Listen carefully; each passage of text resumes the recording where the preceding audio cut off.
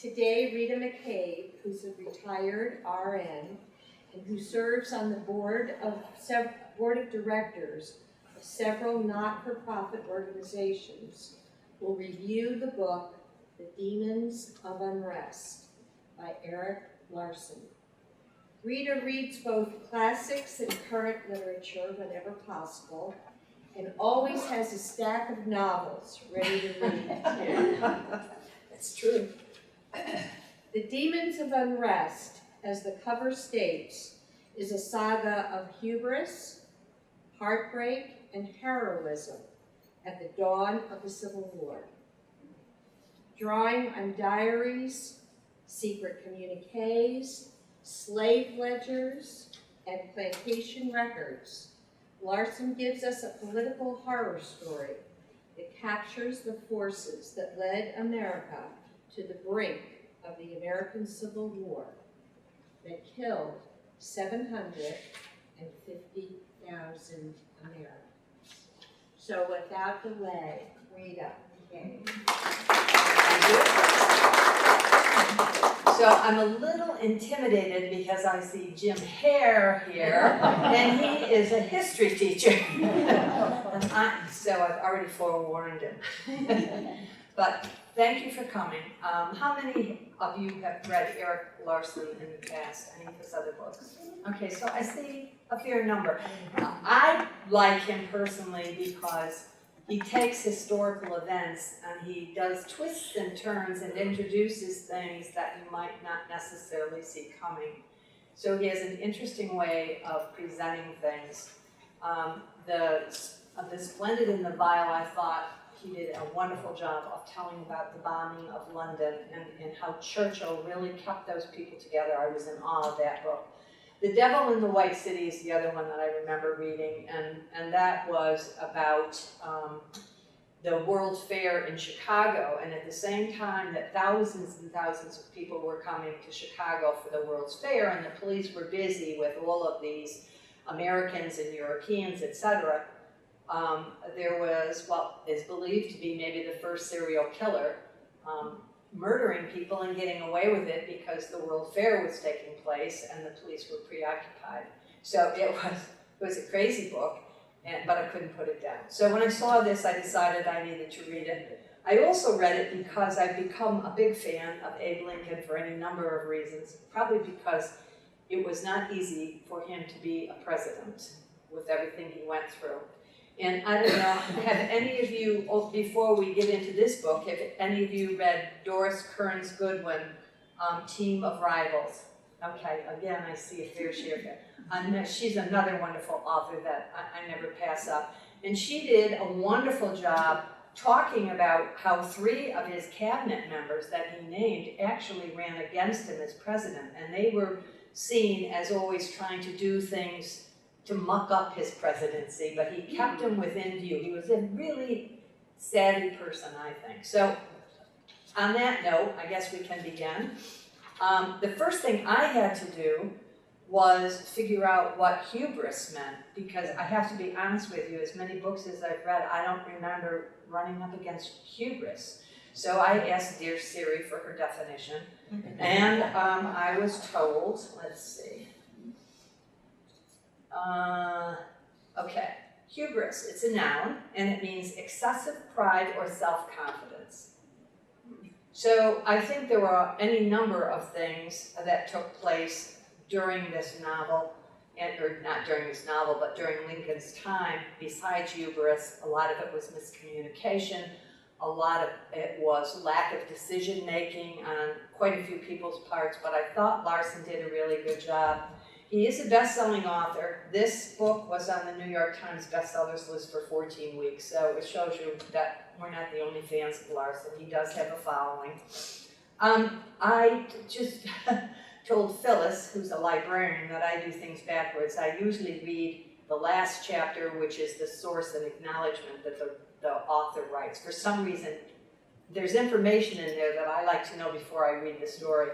And it was interesting because Larson says in this source and acknowledgement that he began working on this book in early 2020 during the first weeks of COVID.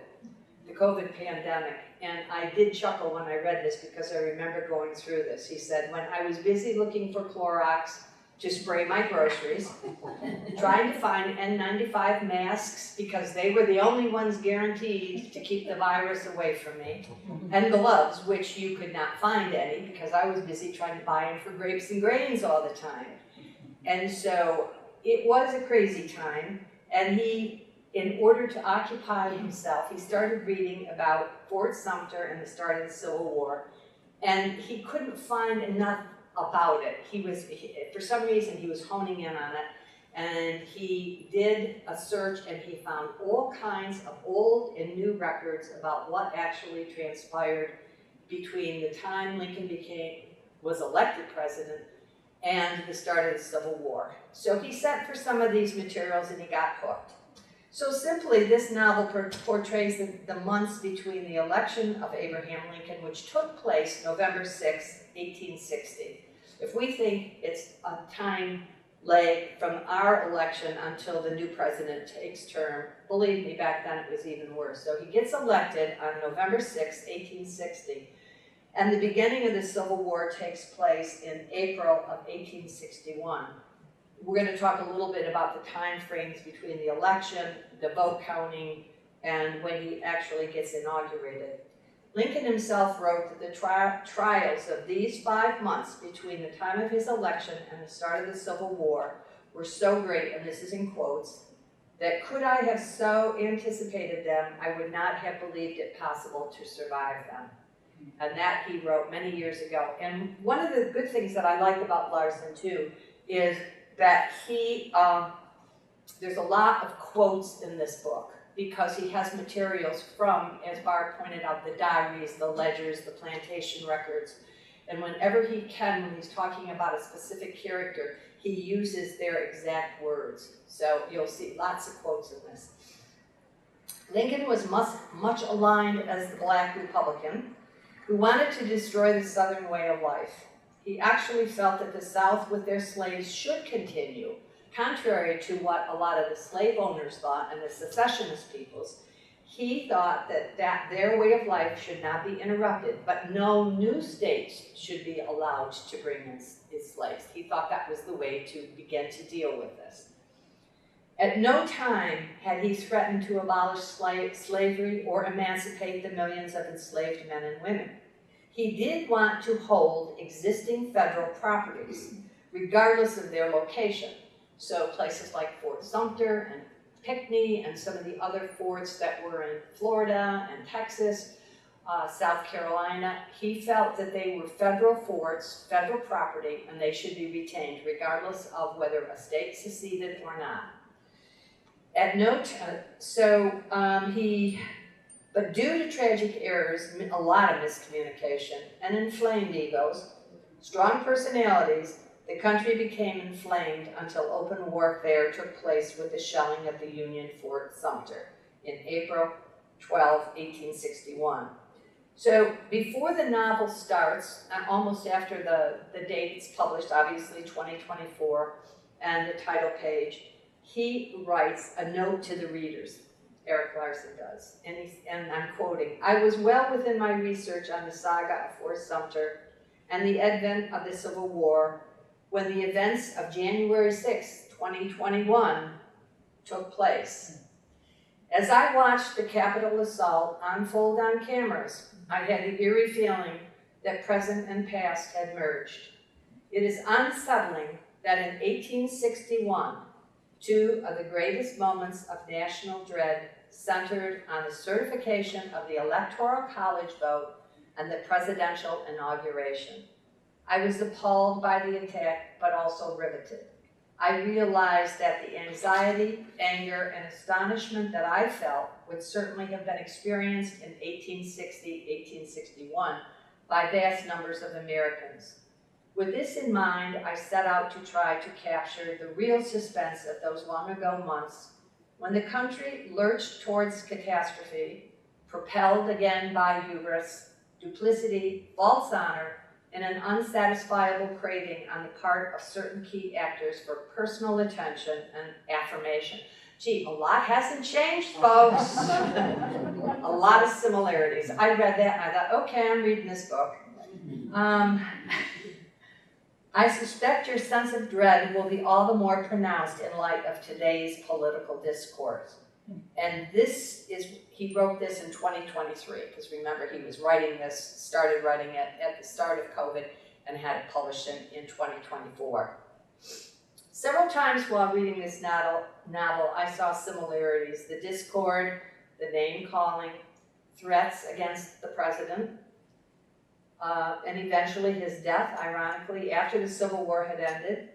Abe Lincoln won more of the popular vote than any candidate ever had won, and took the Electoral College by a wide margin. Again, I see some similarities, whether we like individuals or not, folks. But the majority of the country was behind him, and yet he had a real difficult tenure, I'll tell you. So how does Larson tell this story? So when you're talking about, he doesn't do the whole Civil War. He's talking about the period of time, again, remember, from the time that Lincoln gets elected until the first shots are fired on Sumter, which is seen as the beginning of the Civil War. He does it really interestingly, I think, through the characters that had key roles and the places where the events unfolded. He doesn't try to be all things to all people. And he has some great diaries, don't forget. So he has, in my mind, he had quite a few characters. I didn't name all of them. I listed what I consider to be the 4 main characters that he tells the story through. Major Robert Anderson. Okay, so Major Anderson was the Union commander of Fort Sumter. He was a former slave owner. He was sympathetic to the South, but he was extremely loyal to the Union. He was a Federalist to the bone. Second character, Edmund Ruffin, a vain, bloodthirsty radical who rants and raves regarding states seceding from the Union. Now, this gentleman was a secessionist through and through. He had a plantation and a family in Virginia and actually left them and said he would never go back until Virginia seceded. And they were one of the last states to secede. He attended, states would have conventions, and he would attend every convention, and he would rant and rave about secession and why it was necessary. And if the state when they voted, if they didn't vote for secession, he would leave very angry. Well, he left Virginia, his family, his plantation, said he'd never be back till they seceded. So that's the kind of firebrand he was. And to the day that he died, he didn't give up. Next character is Mary Boykin Chestnut, the wife of a prominent planter who was very conflicted both over slavery and her marriage. And she had lots of conflicts, I will say. And then the last character, obviously, is Abe Lincoln himself, dealing with his duplicitous Secretary of State, William Seward, while trying to avert a breakdown of the Union. So he actually had a lesser role in this book than I had anticipated. So the opening chapter introduces us to Major Anderson in Fort Sumter and Charleston, South Carolina, which plays obviously a key role because Fort Sumter was in the harbor of Charleston. Has anybody been to Charleston? And you've been down to the Battery? So there was, and I love Charleston. It's one of my favorite cities to visit for any number of reasons besides the history. So yes, when you go down to the Battery, you can look out and you see where the fort was and all this. Going back to the characters, so I always have to throw this in. I usually pick a favorite character and the least favorite character. So my favorite character was Major Anderson for many, many reasons. My least favorite was Edmund Ruffin. I did choke him more often than not. So that might not hold true if you read this book, but that's how I felt. Abe Lincoln was certainly a hero in this, but again, he doesn't have as much dedicated to him. He's behind the scenes all the time. So the opening chapter introduces us to Major Anderson and Fort Sumter in Charleston, South Carolina, which was the central hub of the domestic slave trade. In 1860, the South as a whole had 3.95 million slaves. South Carolina had 100,000 more enslaved people than it did whites, according to the census. So we learn about the city, the state, the fort, but Larson now introduces us to the Southern way of life, which is an important concept that we really need to see. Why did people react to the way they did in the South, and how did it get so bitter? So he does a really interesting job in painting the picture of their lifestyle. The planters who called themselves, and in quotes, this is the chivalry, with their own set of rules and codes. They were very interesting. The code of honor or rules for the government of principles and seconds in dueling. They were big on dueling. If somebody insulted you, it didn't even have to be physically, verbally, they could call you out. And they had a complete set of rules, and it was also known as the code duello.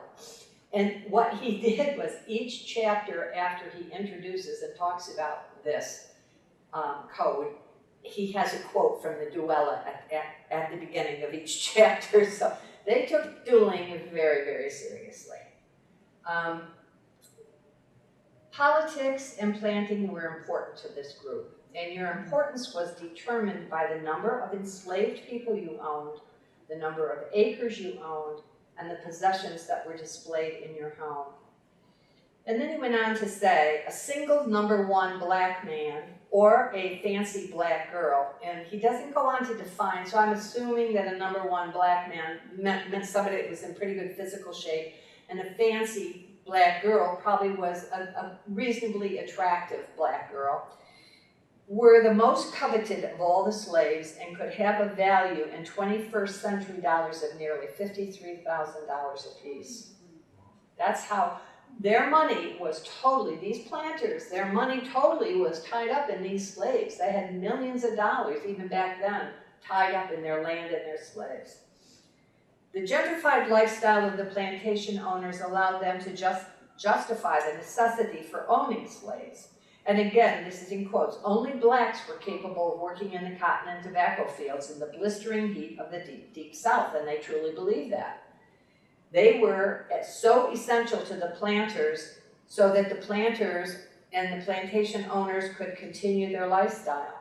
So when the thought of losing, they had it in their minds that Abraham Lincoln was going to abolish slavery when he wasn't, but they were so ingrained and they were so fearful that it just created this snowball of secession.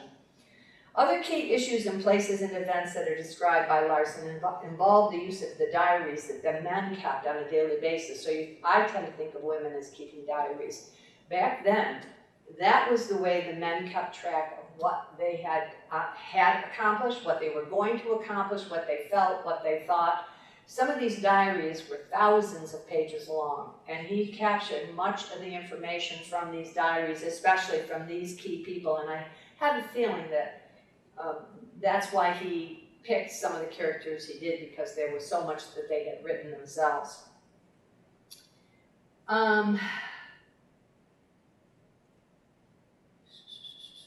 So the diaries, okay. So he points, for instance, some of the information he got from the diaries that I wrote down because it kind of interested me. He presented the descriptive picture of a very primitive Washington, D.C., which had become the capital of the United States, with cows mooing and milling about and walking about all over Pennsylvania Avenue and properties, you know. I mean, it's a great vision back in 1860 to think about that. He also explained the politics of the 1800s, again, using the diaries and the actual words from these people. The growth of the abolitionists, whose aim was to attack slavery as an evil.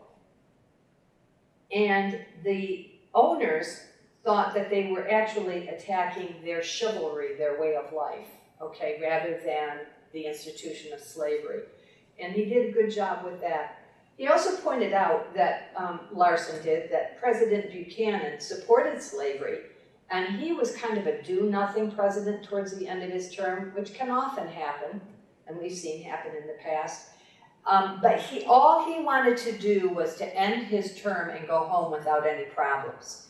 So he was part of this. Abraham Lincoln had been voted in as president, but again, because of the time constraints, Buchanan was in charge, and he refused to get involved in anything that would be a little bit messy. He just wanted to go home.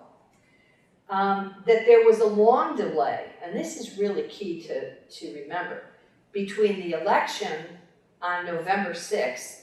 They didn't officially count the votes until the official counting took place February 13th, and the inauguration wasn't until May 4th. So you are talking about one long time frame where the education kept growing, the secessionists kept getting louder, dear Edmund was traveling from one state to the other, talking to the conventions about you must do this, you must do that. And so you had this long period before poor Abe even stepped up to the podium. And I found this interesting, I guess because it's a New York paper. The New York Herald was very much pro-slavery at that time. So, miscommunication, no communication, poor advice given to Major Anderson regarding Fort Sumter happened. Poor Major Anderson had the patience and the temperament that was, to me, the only one that could have gotten through all the things that he did for the period of time that he did. He actually was commander of 3 different forts in the Charleston area, Bay Area, and decided under the cover of darkness, he realized he could feel what was going on in Charleston and sense what was going on in the country.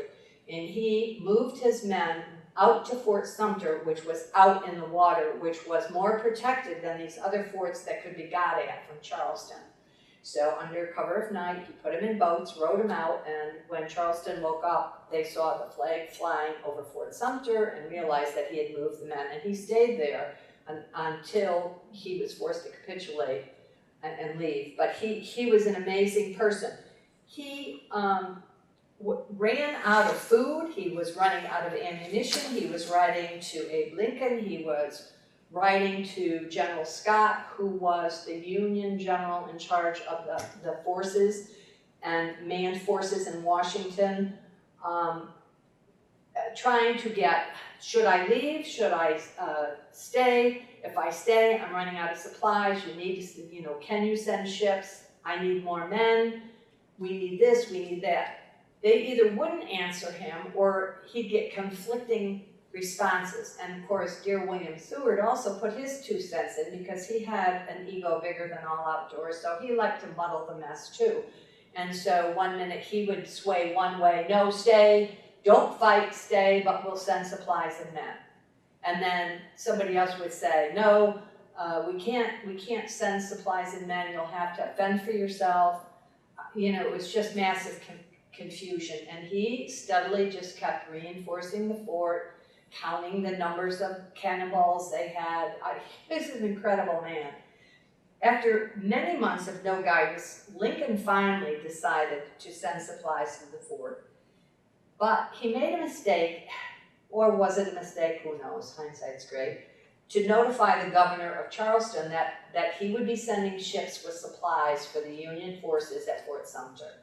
And that sent dear old Charleston and South Carolina into a panic because they had already seceded and they were a hotbed of, trying to get everybody else to go along with them. And they had formed a confederacy. Jefferson Davis had been elected president. So they had things that when they found that the Union ships were coming down, they went into a panic. So that kind of forced things. In the meantime, it had taken so long before a decision was made that South Carolina and the Confederacy had set up cannons all over the area, all aimed at poor Fort Sumter. And when they were notified that the ships were going to be sent, Anderson received a final ultimatum that on April 12th at 4:20 a.m. the shelling would begin. Anderson, being the cool guy that he was, went around and informed all of his officers and then the men and told them that this would be happening and that they would not be returning fire until daylight because they had no lights out there and they couldn't see, where Charleston had lights and other things so shortly after 4/20, the bombing began, and we won't go through it, but in the bombardment of Sumter, the Confederacy fired 3,341 cannon shells, and Sumter fired about 1,000, and they were close to running out. They were also close to losing all their ammunition. I would like to point out at this point in time that Edmund Ruffin shows his head up again, and because he was so well known, because he'd gone to so many states advocating secession, everybody knew him in the South. He had flowing white hair that he never cut, and so I envisioned him, and very outspoken. And he was given the honor of lighting the lanyard, which I'm assuming is like the fuse that you light to shoot off the cannonball. So because he was so well renowned, and he just thought that was super swell. He just loved it. So he was the first person to send the first shell up to Fort Sumter. In the bombardment, I talked about that. So no one, interestingly enough, with all these cannonballs going back and forth, some fell short, but more often than not, the ones from the Confederacy actually got into the fort and destroyed a lot of the interior portion of the fort. No one was killed or seriously injured, which is astonishing to me with that number of cannonballs being shot back and forth. Sumter fell, so the first shots get fired on April 12th. It fell at April 14th, 1861, and Anderson and his men were returned to the north according to an agreement with Major Beauregard, who was the head of the Confederate forces in Charleston. On April 15th, Lincoln issued a proclamation, so this is the day after they give up the fort and they head back up north. Lincoln issued a proclamation calling for the states of the Union to muster their militia and contribute a total of 75,000 troops for the suppression of the rebellious ceded states and to reassert the authority of U.S. law. This caused more states to leave the Union, and the Civil War had really begun in full. One of the things that I think he was good in doing is, because I have to say the month of April, you know that it's coming, but he has a chapter for every day, and I thought, we're never going to get to April 12th, hurry on. But during that, you really get a picture of just how desperate things were in the fort, and how well he led his men, and the officers that Anderson had with him were so loyal. You know, no time did they threaten that they were going to leave, that they were going to do. It was just amazing to me. And so Larson then talks briefly about more states leaving the Union and the Civil War had truly begun. And he does briefly describe one battle of Bull Run, which took place in Manassas, Virginia. And I think only because, again, here's our friend Edmund Ruffin. He was now who, in their right mind, would ride a cannon into battle at Bull Run? And it said, with his long gray hair and he had an old musket that he took every place, including when he was shooting at Fort Sumter. That musket wouldn't have gotten a shot across the bay. But so again, he's riding a cannon. This man had to be a little demented. But then Larson skips to 4 years later, so he doesn't get into any more battles. I think he wanted to point out that Edmund might not be playing with a full deck, I don't know. But at any rate, he skips to 4 years later. The war is ended, and Anderson is now a general. He is asked, well, I briefly have to tell you, part of this is the goal of all of South Carolina when they were shooting these cannonballs was to shoot down the American flag, which stood high atop the fort. And finally, a cannonball went through this sphere and flag falls.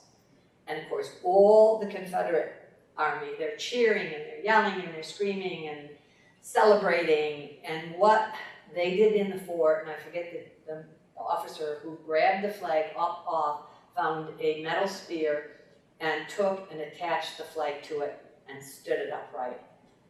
So when they left, when they had surrendered the fort, one of the conditions was that Anderson wanted to take the Union flag with him. And Beauregard, Major Beauregard said he could. So 4 years later, Anderson, now a general, is asked by Abraham Lincoln to raise the American flag on Fort Sumter on April 14th, the same day that it was lost, 1865. Then Larson summarizes his book with an epilogue, which I thought was a good way, instead of going, because you know all of the battles and all of the losses and the things. I mean, I could go on and on about things that he mentioned, but he doesn't go into description. He shoots to that 4-year period. And then he summarizes in his epilogue by saying 750,000 Americans were killed. The end of slavery cost the planters $300 million in human capital overnight. Fort Sumter was pretty much destroyed. The war had become far worse than anyone had imagined, because in the beginning, even the secessionists did not believe that it would ever get that big. They commented that we'll be lucky if a thimbleful of blood is spilled. And we see the amount of destruction and death that took place. And as Robert E. Lee, who was a Union officer who became head of the Southern armies, said, it was a fratricidal war, which it was. Brother against brother, uncles, nephews, families against families. And no one believed that it would ever get that far out of hand. After the flag raising, Anderson stood up to make a toast to Abraham Lincoln, not knowing that even as he was doing so, Lincoln lay dying by an assassin's bullet on April 14, 1865. That's kind of ironic, really. And of course, communications back then, they didn't have our little handy cell phones and smartphones and what have you. So he didn't know this, and he said, I think we have to stop the celebration and acknowledge this man as he was dying. The very last part is a final rap regarding Edmund Ruffin, a major instigator of secession, a hater of Yankees, and a diehard. Larson had followed his diary, which was 4,099 pages and entailed 7.5 years in the making. Can you imagine wading through that many of this guy who hated Yankees? So I don't know if anybody's going to read it, so I can tell you what happened to Edmund, or it's up to you. So what do you say, yay or nay? Yay! All right. So let me just tell you what happened to dear Edmund. So Edmund lost everything. He lost his properties in Virginia. He lost his slaves. He had a daughter that lived in another southern state who died from some particular illness. He lost one son in the war, and his youngest son, Charlie, ran away and was branded a coward in the Battle of Bull Run, the very time that his father was riding the cannon with his gray hair flowing in the wind. So in the end,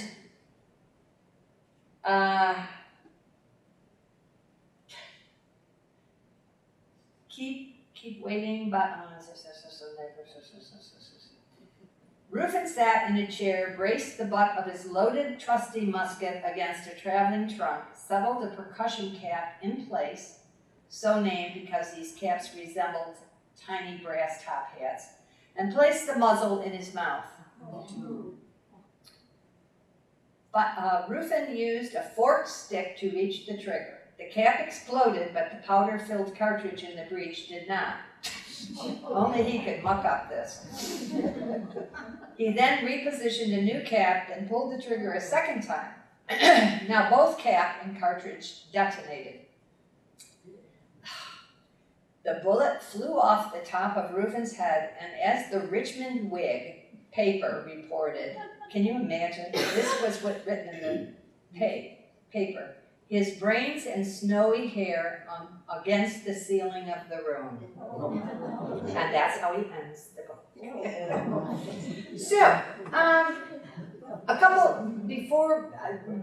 I'll just take a couple more minutes. I did some interesting facts about Lincoln that I didn't necessarily know all of it, but found him interesting. He was a poor speller, and the author, God bless Larson, never changed his spelling. He never spelled Sumter correctly. He always had a P in there, and Lincoln couldn't spell inauguration, but Larson wrote exactly the way he did. He was 6'4", which we all have seen pictures of him, and he was usually kind of stooped over. He was 6'4" and wore a black silk stovepipe hat that increased his height to about 7 feet. So maybe if he hadn't put that ridiculous hat on his head, he could have stood up straight, but. All right, this is in quotes. He had a careworn look on his pleasant, kindly face, and that's what I remember, the deep creases and sort of this sadness when you see old pictures of him. He was known to tell one of the folksy stories of which he seemed to have an inexhaustible supply, and he liked his own jokes. And Russell, the British journalist, said, Abraham Lincoln used his homespun stories and telling jokes as a tactical movement that allowed him to extricate himself from awkward conversations and situations that no one ever knew. But Russell watched him do this in political situations where someone would be kind of coming up with something that was unpleasant, and rather than become defensive or fight with them, he would tell one of his stories, get them laughing, and he'd chuckle and he'd walk on to the next group. So this is a smart man. Some teachable moments. There are always lots in books, but I never knew that if you burned oyster shells, they produced lime and made cement. Well, the South could make cement till hell froze over because they had lots of oysters. And I also didn't realize that we were so crude with tobacco spitting back then. It became like the thing to do. And again, Russell, the British journalist, and even Charles Dickens, after he made a journey and a trip over to the United States, wrote that American men seemed determined to mark every standing object with tobacco juice, regardless of the number of spittoons that are placed. And there was a lot of descriptions of how it was hanging off various things, and I thought, oh, God, you talk about disgusting. The only other thing that I would point out, because at no point in this book, and I had to ask Siri to help me out, about when was the Emancipation Proclamation, because it's never mentioned in here, just the proclamation demanding troops for the Union. It was issued by Abraham Lincoln on January 1st, 1863. That declared the freedom of enslaved people in the states rebelling against the United States would be freed. At no time did it free the slaves in the southern border states that did not secede. And that's the thing that I tend to lose sight of, because you tend to think of that as freeing all men, and it didn't. So he punished the states that seceded, but there were many states, and Maryland never seceded, right? Those states that were like on the northern border states, Kentucky, and they didn't secede. So, and they didn't get involved in the fighting. They said, nope, leave us out of this. We're not going to secede, but we're not going to really send you 50,000 troops either. So, so those states that stayed loyal to the Union still maintained their slaves. So that was something that I wanted to clear in my own mind. So having finished, I took longer than I thought I would.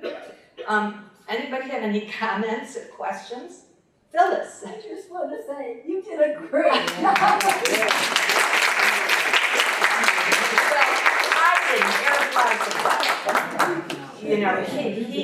He has a way, and that took me the longest time, is figuring, how am I going to do this?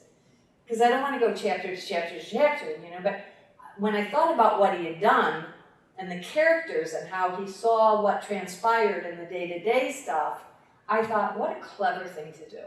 And he didn't get mired down with some of the things that I would have gone off, He didn't. And I thought, why is he telling me that fool Edmund is riding a cannon in Bull Run with his musket, with his gray hair flowing? And then I find out in the epilogue that he was not a happy camper. You know. Yeah, Jim. Can you comment on Mary Chestnut? I didn't particularly like her. I didn't dislike her. I found, and again, it's not fair because one book hardly makes you an expert on plantation life. I think I felt that she probably typified the Southern belle. She wasn't really for slavery. She really wasn't against it. They had a relatively small plantation. She was very flirtatious.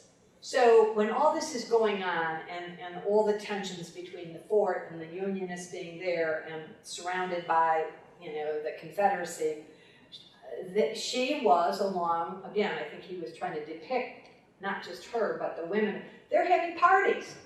They're having one party after another. It starts at noon and it goes through to the dinner, and they're having dances and they're getting dressed up. And she had a big flirtation with the ex-governor from South Carolina, a gentleman named John Manning, in front of her husband, which I thought was a little bit rude. I'm not sure my husband would have tolerated it.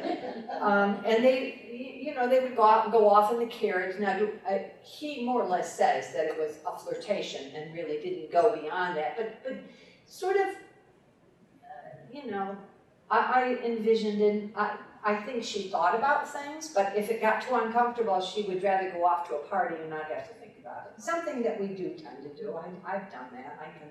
But I couldn't relate to her, I guess. But again, he had a lot of diaries. Now, this much of the book are really citations of all the materials, the different diaries and the different ledgers and what have you.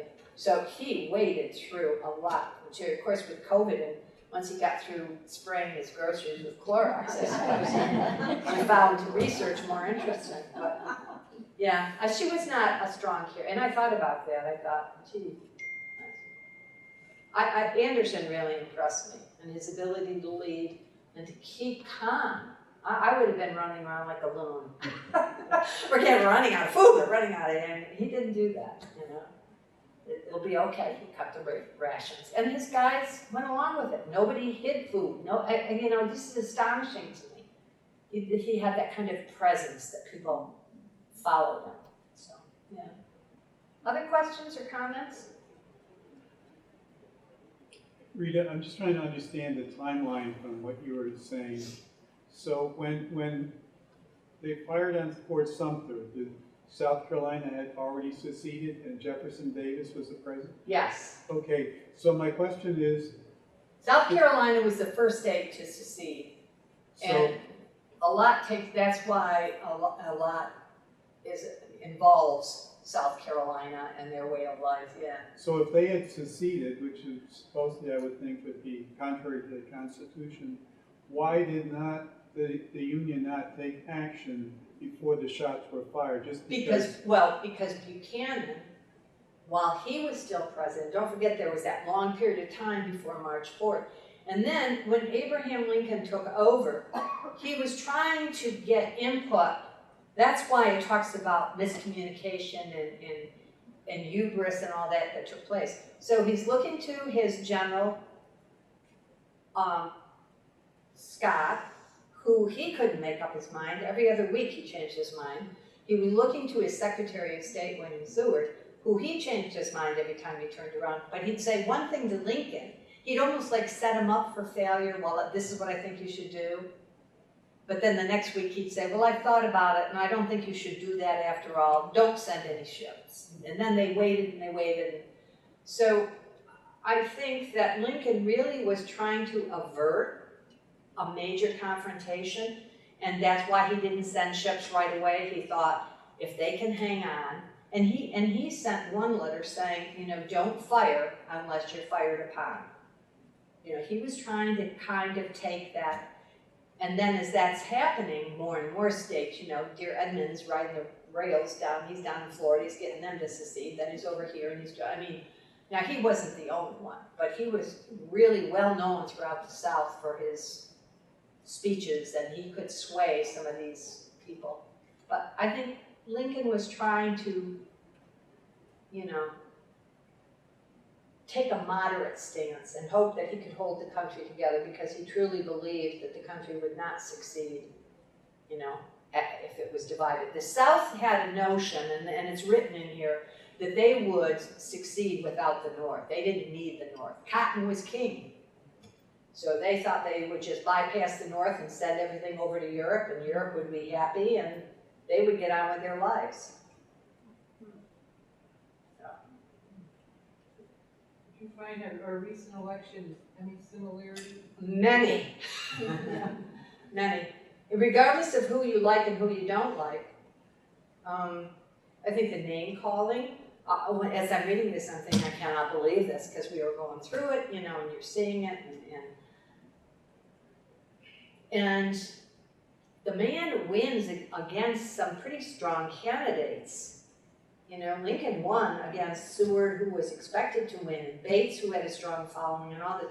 He takes the Electoral College by storm. He takes the, so doesn't that sound familiar? And he takes the popular vote, and yet there are groups of people who are unhappy that their candidate or their party didn't win, and I just kept thinking, well, not a heck of a lot has changed, has it?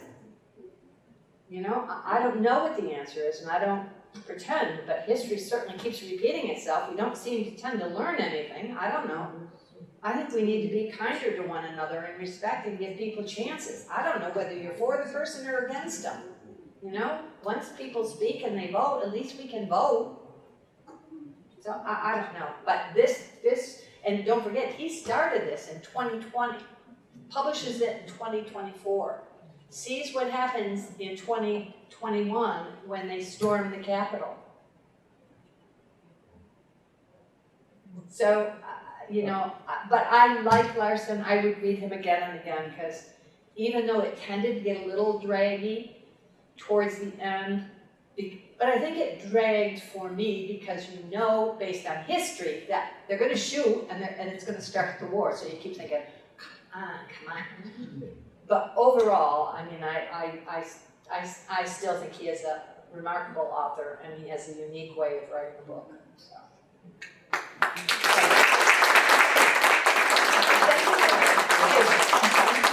Thanks so much, Rita. That was fascinating. Good, thank you. We can leave the chairs down because there's an activity later this afternoon. But just a couple of announcements. I was asked to report on this. To Live in the Words, an interactive one-man show, is a dramatic interpretation of famous poems. Staged and performed by nationally touring, award-winning solo performer Tim Collins, To Live in the Words features vivid renditions of timeless works by legendary writers, including Edgar Allan Poe, Sylvia Plath, Pablo Neruda, T.S. Eliot. Throughout the performance, audience members will have the opportunity to join the performer in speaking aloud some of the most quintessential lines from the classic poems as a fun and immersive means to live in the words. This show is not to be missed by fans of theater and poetry. Suitable for adults and teens, it's 60 minutes running time, free and open to the public. It's November 15th, 6 to 7, here at the Steele Memorial Library. So just to keep that in mind. And next Friday is our last book sandwiched in for the season. And November 15th will be Vision and Voices by various poets, reviewed by Martha Horton and Kay Newberry. Presenters, Kay Newberry is a published poet with a Master of Arts degree from Goddard College, and Martha Horton, also a published poet and former editor of the Chemung Valley Reporter. Both women were first prize winners of the former Friends of the CCLD, Chemung County Library District, a prestigious annual poetry competition. Visions and Voices is an exploration of ekphrastic poetry featured in the book and from a variety of poets whose work can be found on the shelves of this deal.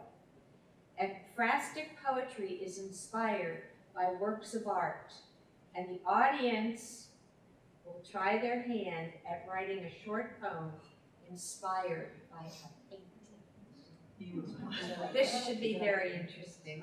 Roses are red, won't cut it. That sounds interesting. So just a little information I just want to talk about one more book, and I just wrote back Doris Carnes Goodwin, who you mentioned earlier. Her latest book is title is an unfinished love story. And that's a little misleading because she's a historian, of course, and a professor of history. She and her husband at different times worked for the presidents in the White House, Kennedy and Johnson. And what the book is she and her husband are going through all their memorabilia, their diaries, their ephemera that they picked up during those times, and remembering what it was like. And it made me feel that there was a time when people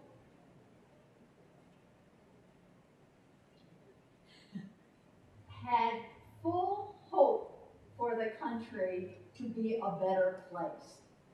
And sometimes now I feel that is no longer there, but it helps you to remember that yes, it is. There are lots of people in their quiet lives going about doing good work, Right. and we have to remember that. And I think the book made me, feel good about it. I think she is extraordinary.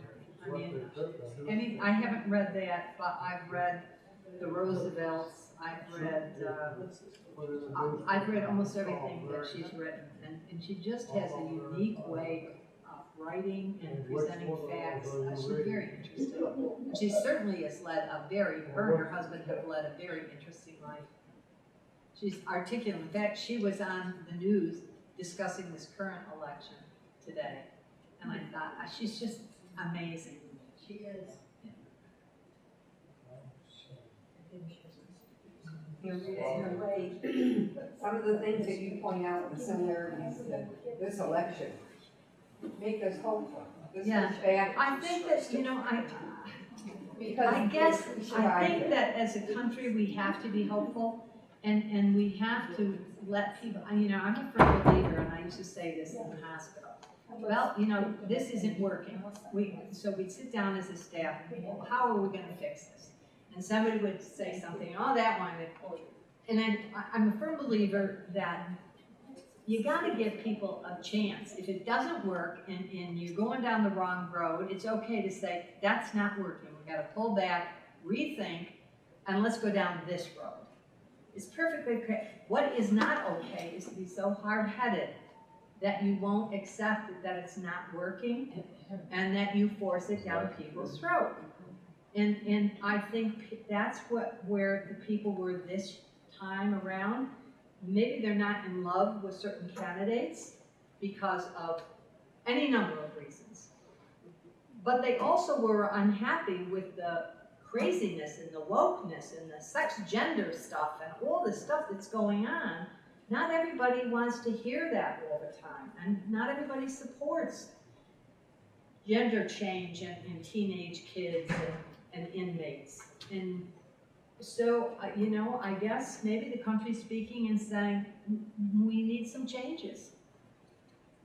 And the viciousness of the name calling and the attacks. It got, you wonder why people were out with guns trying to shoot at Trump. I mean, at least he toned down his rhetoric for a while, but to be called the Nazi. In this country, really? let's stick to the facts. How are you gonna deal with this issue? And I think when you look at the news, that's what they're saying, is that people said, these are issues that I want something done about. You know, the economy, you know, immigration, all of these things. So I don't propose to not have any answers, but I'm gonna be hopeful, and I'm gonna sit back and support that we can come together to make America great again, not using Trump's statement, but it's true, we're a great country, but we haven't been acting great in the last few months. We've been acting like immature, I don't know what. So, and I think and there are a lot of people like us that are saying the same thing. So I think that's what happened, and that's, you know, that's poor Abe Lincoln, you know, he leaves his little boony place out in Illinois, never realizing he's stepping into a hornet's nest. I have to admire anybody that's willing to throw their hat in the ring in politics and expose themselves, because people can be very vicious. Very vicious. So thank you for being so receptive. And not throwing anything at me.